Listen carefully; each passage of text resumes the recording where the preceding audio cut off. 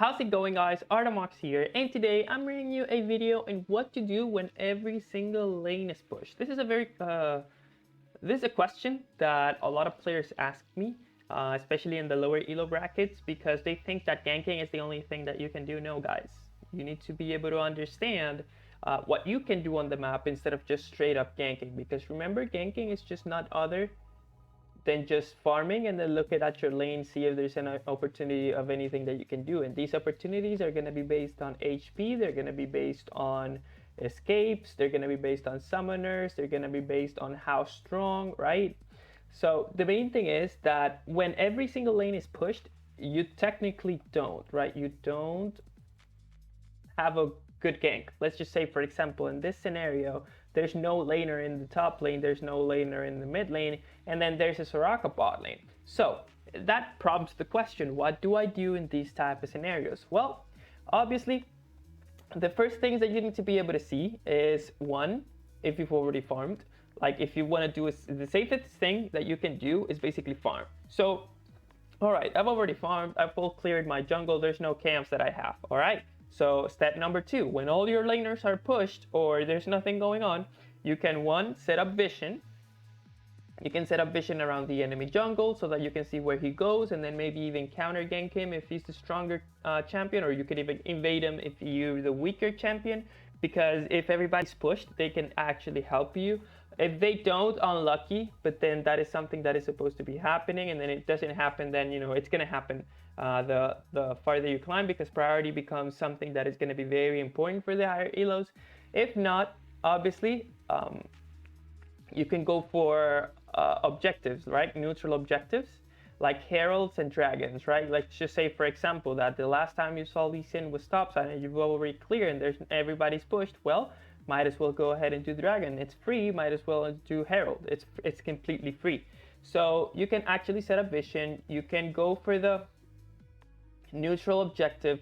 You can actually, something that I like to do, it's also check out for HPs, right? For example, you can go for what is the most probable laner that the enemy jungler will gank. And again, this comes from the fact of understanding, okay, you're gonna have to who's low HP on my end, who's overextending on my end, who has no escapes on my end, who has no summoners on my end. Like, all of these things will make you understand, okay, if I was the enemy jungler, which lane I should gank now. Because remember that the same way that this guy is thinking, the same way that the enemy is thinking. You should be looking at your lane. If there's any probable gank that you can make happen, then you do. If not, then you just keep farming. So with that information, understanding what the enemy jungler wants to do will help you a lot in terms of denying whatever his jungler wants to do, so that you can keep the full priority on the map. And last but not least, the last thing that you can do is also look for a dive, which is something that a lot of players get really scared of. Lower elo players tend to get really scared of dives, but at the end of the day, once you understand your champion, how strong you are, what minute and with what items, you're going to be able to easily assess when you can or cannot dive. For example, champions like Lee Sin, champions like Elise, champions like Jarvan, champions like Gragas, tanks like that, they can easily, well, tanks like Gragas, for example, Volibear even, if you want to, they have easy times diving lower HP targets. So if you're scared, sometimes, what you're gonna have to do is dive. For example, in this case scenario that I have right here, which is not the prime example, right? It's just an example that I saw just because I needed some background to make this video. Maybe I'll make another video in terms of actually explaining this a little bit more in depth when everybody's pushing or when you have priority.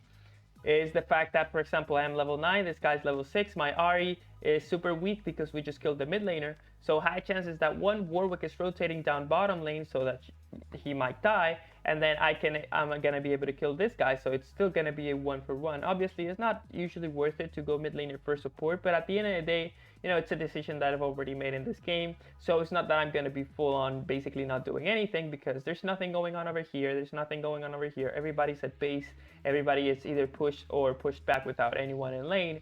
So technically you could say, okay, but then I have nothing to do. Yeah, I can just go ahead and kill this Soraka. And then if I was a little bit more aware that this Warwick was coming, instead of actually going for this dive, I should have definitely defended my Ahri, and everything would have gone way better.